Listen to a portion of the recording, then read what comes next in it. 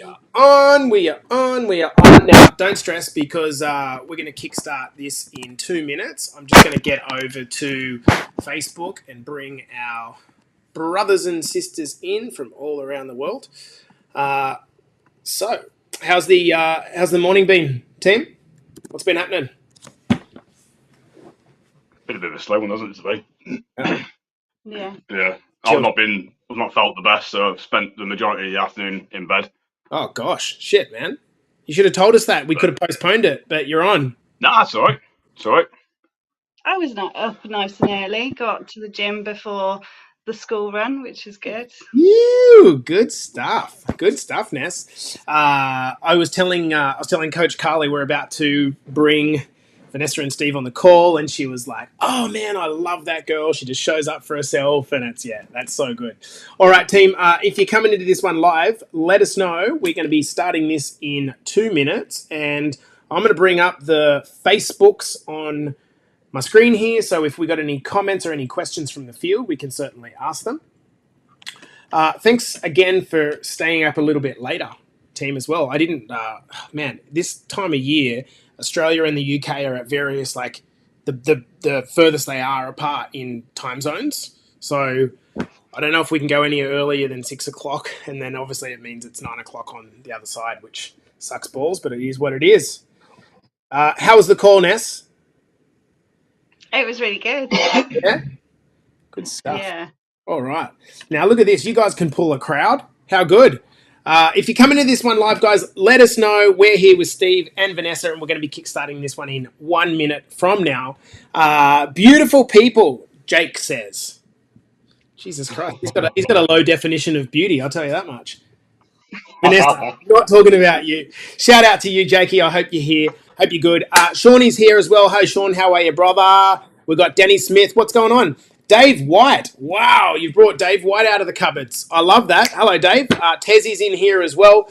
Guys, let us know if you are here. There's a bunch of you watching on live, and I need to see it in the comments. Our boy, Steve Bebbington Stead, says Dave. Guys, we're starting in 30 seconds. Hey, Lozzie, good morning. Hello, Jen Lovegrove. How are you, mate? I hope you're good. So, go, Steve, Jakey says. So the way this come about... Hello, Pam. How are you, girl? The way this come about was that we were doing our men's coaching call yesterday, and I put Steve on the spot, and I said, hey, Steve, you ready to jump on the podcast? And he's like, oh, he froze a bit. We called Vanessa in, and she's like, yeah, you know what? Let's do it. What is up, DeAndre? I hope you're good. So without further ado, guys, let's get started. And if you would love to ask these kids any questions in the comments, certainly do so. You ready to rock and roll, guys? Yeah, go for it. Sweet. On the count of 5, 4, 3, 2, and 1. Welcome back to the Better Body Academy podcast. This is the podcast that you come to when you are sick of the dumb diets and unsustainable workout programs. I'm here with my guy and my girl, Steve and Vanessa Bebbington Smith. They are very selfish. They decided to keep 2 surnames. That's not fair. The rest of us only get 1. Guys, how are you? You good? Yeah, all good. All good. Thank you. Now listen, right, you're going to give us some hype. You're going to tell us about your transformation, dude, because you do not need to be nervous, right? We're here to talk about your journey, which has been freaking inspiring. I was looking over your, and I don't think this is the focus of the chat that we want to have, but I've been looking over your numbers this morning, guys. Like, what about this? Ness is 12 centimeters off the hips and waist, nearly 6 kilos down already. Steve's been in the journey for probably an extra 60-70% of the time. 14 kilos down, 23 centimeters off your gut, Steve. Like, that's a lot of fat to be moving. So you guys should be pretty proud of yourselves. Over 20 kilos combined. But I want to kind of go back to the start, Steve, and I think I'm going to ask you the question. We haven't done a couples interview for a long time. I want to ask you the question, bro. 12 months ago, where were you at, mate? What was going on? You're in a bit of a pickle, weren't you? Yeah, I think I was in quite a nasty place of self-loathing. I just lost my job. I was medically discharged from the military. and I felt like a failure. I uprooted my family to move down here for the job, Mm. and then I lose it. Mm. So I think I just hit a bit of a really shit spot, Mm. and I needed to change. Steve, how did that dude, that's super brave of you to talk about that. And I think that the difference between you and a lot of men, and I want to give you this as a virtual high five, bro, is that you have been willing to wear your heart on your sleeve, right? This is what happens to a lot of blokes. And check this out. DeAndre is commenting, I understand this 100%. Is that, you know, we talk about equality, but as the man, we still want to be able to lift our family up, right? We still want to be able to protect them and guide them. And when something happens in our life that feels a little bit beyond our control, we assign meaning to that. And when we feel like a failure, how was that playing out in your life, Steve? Like, what was happening on a daily basis? How is that impacting you? So, you had this experience where you felt like shit and your legs were cut from under you. What started Yeah. in your life as a consequence? I've always been quite a reactive person. I don't tend to stand with a lot of bullshit. I'll happily say what I'm thinking, but I think it kind of got worse. I became more angry with myself and everyone else around me, and it had Mm. nothing to do with them. But I needed somebody to blame. And then food just became a comfort. If I wasn't hungry, I'd just be smashing shit in my mouth. Mm. I wouldn't be active. I wasn't willing to do anything. Mm. I just, it's not what the kids should be seeing or looking up to. Can you talk to us about, for the guys that don't know, which is everyone, what's your situation? Kids, how many and how old? I've got three. So my daughter's 12, and I've got two boys of 5 and 3. Right. So they're in that very impressionable, imprintable age, and they're seeing Yeah. dad feeling like shit and taking it out, not physically, but taking it out on them with anger and reactivity. Yeah. Yeah. Do you remember this time, Ness? And look, I just want to say straight up, right? Steve's gone to the heart of it here, which is awesome. But we all do this, right? We all do this to a degree. I don't think there's any parents that are pure monk and don't react, but it's the degree to which it persists in our life, right? Ness, can you kind of remember starting to notice this in Steve? And it must have been a hard position for you to be in. Like, how do I support him, but how do I also stop that, try to put an end to that shit? Yeah, it was hard because he just shut down. He didn't want to do any family time with us. I tended to just take the kids out on my own. We'd come back and he'd still be just doing what he'd been doing all day, and he just shut down on us all. Mm. Mm. So give me a silent head nod, because there's plenty of people watching live here. Give me a silent head nod if you know that that's the way it goes as a man. When you start to feel kind of crappy, you duck your head out of it, and then you're like, that's when the problems start. Ness, Ness, did you view him as a failure, or No, or no, was I that like never viewed total? him as a failure. Mm, mm. I think that's illustration of this like self perception that we have when something goes wrong and we kind of bring the world on us. What was your kind of place in all of this, Vanessa? Like in terms of how were you able to like? I think men don't quite understand how difficult it is for women, and I say that, and that sounds like a bit of a cop out. How are you handling 3 kids and still doing shit yourself for yourself, or you weren't? I think we kind of hit rock bottom at different stages, didn't we? Through Yeah. it, Mm. We just took over each other's roles. It's like Steve hit rock bottom, so I just took over, and then through the stresses of everything, then I hit rock bottom, and then he picked everything back up again. Mm. So we just kind of Just it was. Yeah, so clearly it was a struggle for a period of time there. And dude, like if you get emotional, it's cool, man, because I think more than anything, people love the real. And Carly's saying in the comments, what a team. And we're going to get to that as well, Carls. So, Steve, what were you searching around on? To be honest, I can't even remember how we connected aside from to know that it was in our free community group that you come across our stuff. Like, what were you doing to try to fix this? Like, you'd put on probably 15 kilos above where you wanted to be. And you're not a huge man, but you'd gone over the 100 kilograms for the first time in your life, right? Yeah. Yep. So what were you doing on the internet trying to like how was it that you kind of what were you searching for? What was going through your head to try to come across this?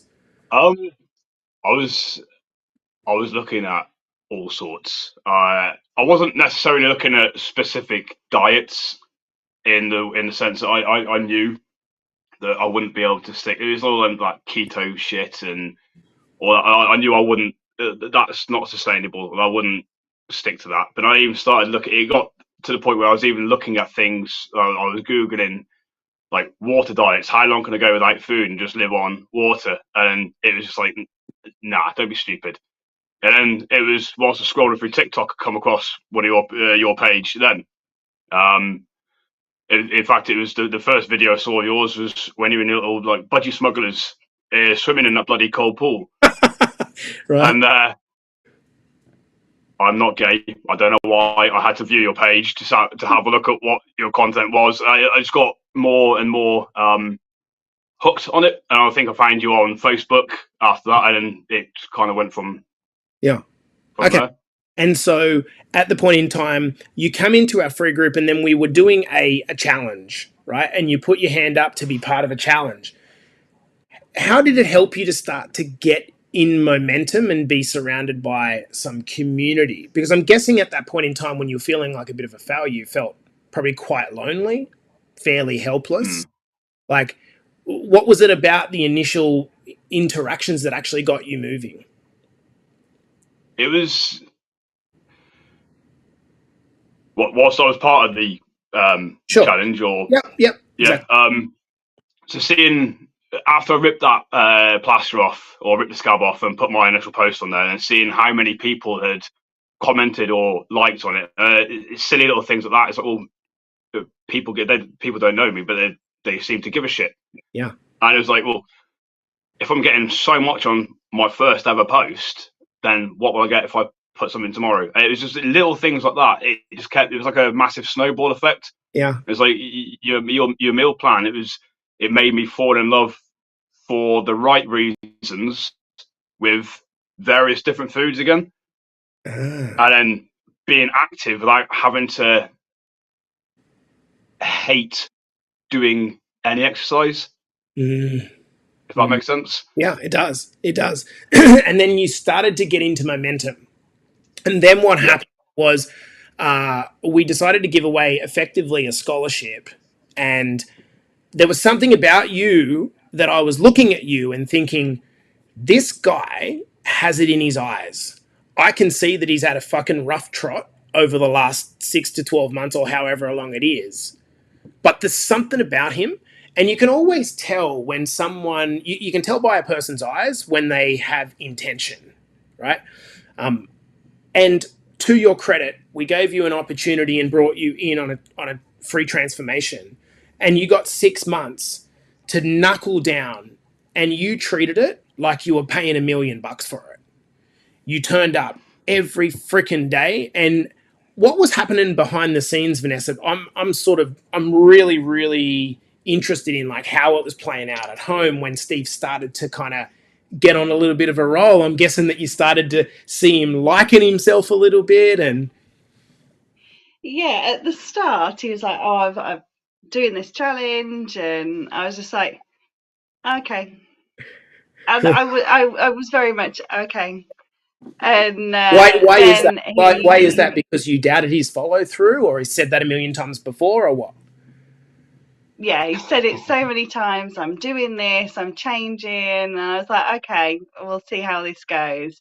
And then he started getting the weights, and he was like, no, we need to track our food. And I was just like, I've just thrown it all in the pot. I don't want to be like getting it all back out and weighing it. And he's like, right, okay, well, here's the meal plan. Just go off that when you cook. I was like, right, okay. And but then I really started him getting really focused in it, and he'd be like, right, I've got to do my workout today. This is what I need to do. And I'm right, okay, that's fine. And I generally didn't think it would stick. come of anything. Yeah. And actually, no, he really threw himself into it. It was nice. It was nice to see him focusing on something else and not on stuff that we couldn't control. Yeah. And how important has it been, Steve, for you to be accountable and surrounded by other blokes? Because I'm guessing for a boy that was in the military for a period of time, you probably got used to that company where you were like, I like the masculine company. And then all of a sudden, you were on your own, discharged from work, and now you're back in a team game again where that accountability that you had in the military now is just the same thing but in a different environment. Did that shine through? Yeah, I mean, I think what hit me worse when I left service was there was no structure anymore. Mm. I thrive on structure. I need to be told. I think it's just the way my brain works that you've got to do this, you've got to do that, and you've got to do that, and it needs to be done by such and such a time. Mm. Mm. And I can work within their margins, but when I had so much free time and it's like I don't know what I'm doing with myself, things just got way out of control. Yeah, you end up trying but to being able to have trying to manage yourself. Sorry? You end up trying to manage yourself, and effectively you create your own noose, right? And this is what I think at the start. Ultimately, you want to get to a point of where you are self-managed, right? Where you're choosing foods and eating intuitively. When you skip a workout, and it's okay because you know you're going to do it the next day. You want to get to that point, but at the start of your journey, I really do feel it's important to have some structure that you can follow, some basic rules that you can follow, and that those serve as guideposts to make sure that you're staying on track. Now, Steve, at the end of 6 months, what I thought was like extremely remarkable about you, and it goes to, I think one of my superpowers is I'm an extremely good judge of character very quickly, right?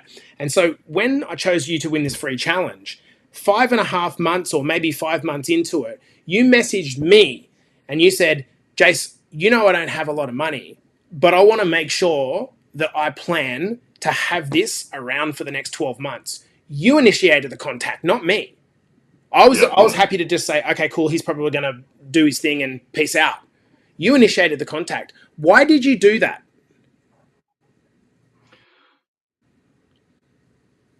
Because in my time in this community, for the first time in a very long time, I feel like I belong somewhere, and I'm not ready to bugger off. I don't want to, and I enjoy where I'm at. I enjoy the community, the lads, the coaches. It's nice to be somewhere where you feel appreciated and you can appreciate others, and we're all different, but we all have a very similar goal. Mate, you're giving me a solid under the desk here, bro. I've got to tell you. Vanessa, at a certain point in time, right, Steve started whispering in my ear and he's like, man, like, I think she's starting to catch it, and I think I'm starting to, by just doing it, influence. So at what point did you start to see your husband? By the way, how long have you guys been married? Shit. 9 years this year. I was going to say, you better know the answer to that, dude. So at what point, Vanessa, did you kind of look and go, hang on, this dude's starting to like inspire me a little bit. Like, this is cool. It was his attitude towards it. It was he just lit up with, you know, I'm doing my workouts. I'm these are the foods now we're buying. We're not just going and buying chocolate and biscuits and stuff like that. Yeah. And then it was just how he was on like weighing and measuring days. He's just like, oh, Ness, I've lost this month, and oh, I've lost this many centimeters, and it was just like, I was really proud. Well, I am really proud of him, and I was just like, oh, okay. Dude, how does it feel to have your missus say, had a little my wife is, sorry, Vanessa, there's a little bit of a delay. My wife is proud of me. That's fucking awesome. Yeah. Like that's, you know, what I've seen in you guys is that you do hard together. Now, maybe, I don't know if that's always been the case, but what I've seen over the last 6 months particularly is you do hard together. And it hasn't been all smooth sailing. I'm really interested for you, Vanessa, how this is something that women have to contend with a lot, right? It is measuring up their progress against their partner's progress and the speed to which the change happens. How have you dealt that? How have you dealt with that and not got locked in the comparison game? Like, how have you done that? I think it's mainly down to Steve, because at the start I'd be like, well, you lost more weight than me at this stage, and my measurements aren't really coming down, so I'm obviously not doing something right. And it was Steve that going, well, no, because your body's different to mine, and I'm male, you're female, your hormones are completely different. But with him saying that, it was like, okay, so I'm not doing anything wrong. It's just that encouragement, is in, you know, you're losing the weight, you're losing the centimeters, you know, you're not necessarily losing it as fast as I was, but I'm built differently. The thing that happens to most people is they, like, the quickest way to lose weight is just don't eat. We can all do that. And that's what people do on rinse and repeat across the course of their lifetime. They just don't eat for a period of time until they get hungry, and then they eat, and any weight that they've lost, put it back on. You guys' approach has been solid. Like, you're fueling yourself. You're not going over the top with exercise because you're a mum of 3 and you've still got to do the balancing act, right? But it's been consistent. And to be where you are at this point in time, like, super, super proud of you guys. Has it started to, do you feel like it started to flow off on the kiddos yet? Are you noticing it anyway? Like, are the kids kind of like trying to get in on a workout ever, or what? On the boys, yeah. Yeah.